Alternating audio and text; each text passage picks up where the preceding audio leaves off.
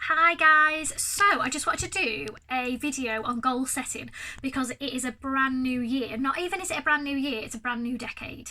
And I absolutely love the start of a year because it feels like a blank canvas for you to really sit and think what you want this year to look like.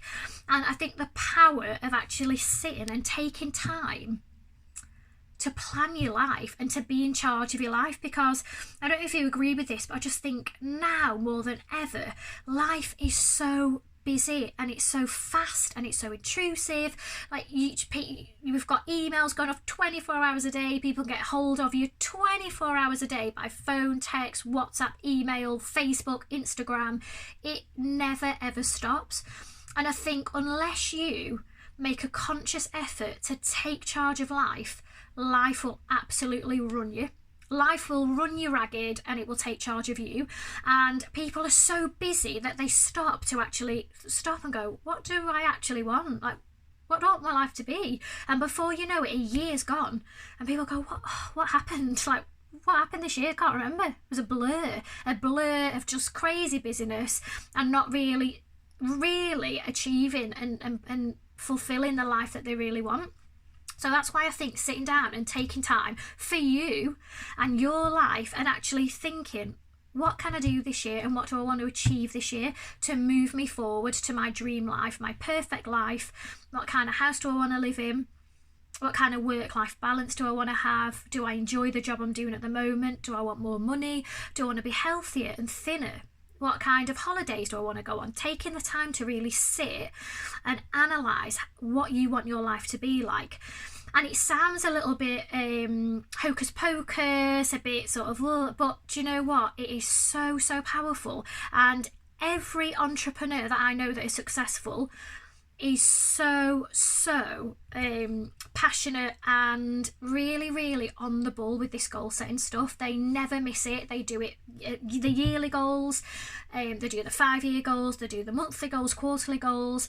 They take it really seriously because it's so important.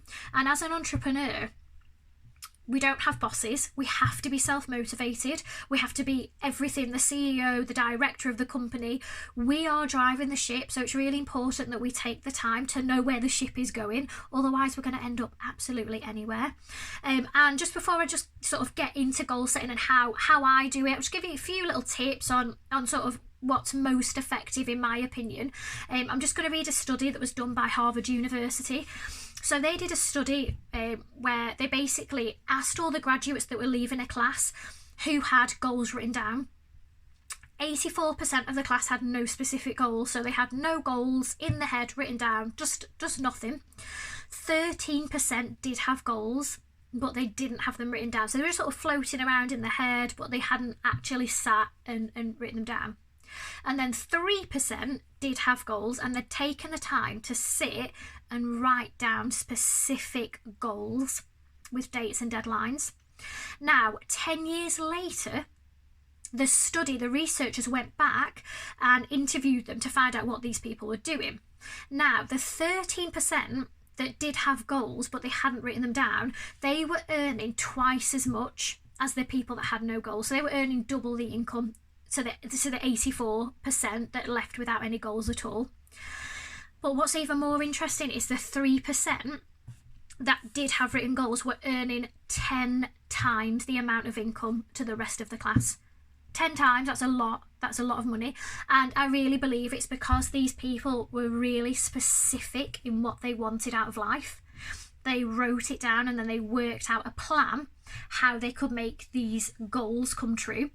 And I've got, you know what, there's so many spooky things I could share with you on how I've written goals down and then I've put together a vision board, put it somewhere, and how creepy and spooky is how it's come about in these unlikely circumstances. When I set goals, it always astounds me. Even now, when I do monthly goals, if I need something and I write it down, it always just blows my mind how it can happen. It just happens, and it happens quite naturally, and it sort of comes to me, and it is crazy. So one thing I would say when you're writing goals is to be so specific about exactly what you want. There's no point saying I want to buy houses. Well, how many? 1 house, 10 house, 20 houses? In what time frame? A month? 5 months? 10 months? You need to be so specific about exactly what you want and then deadline it. So if you know you want to buy 12 houses in a year, break it down, that is 1 house a month. Then you can have your monthly goals, and you know that every month you need to find a property deal to purchase a property for you to hit that deadline of 12 properties a year. So be really specific about what you want to create. And also, I think this is another thing that's key, is when you're sitting and doing your goals, don't just do business goals. Like, I love doing business goals because I love growing the business and what can we hit this year and how can we push ourselves. But I also really love having personal goals as well. So these are things like if you want a new car, holidays, better social life, more nights out, less nights out, there's a specific band you want to go and see, special occasions, just anything that will make your life more fun, and little rewards. So these things that are personal, I put as rewards for hitting my business goals. So I will line them up. So when I hit X this goal, I will treat myself with a new Mulberry bag. that type of thing. And then I also think it's really important to have health goals as well.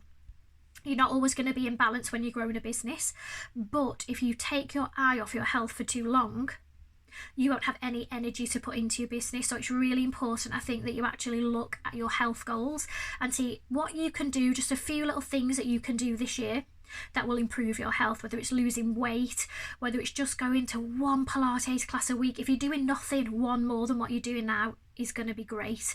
If it's maybe eating a little bit healthier, like one little hack that I love and I tell everyone is to start your day with a positive thing. So every morning I start my day with this. It's like a green superfood smoothie. It's just I don't have time to be juicing and stuff. I've got a toddler. But what I do is it's called Amazing Grass, and it's like an organic superfood. It's got all antioxidants in and wheatgrass and all that stuff that tastes gross, but they put things in so it tastes nice.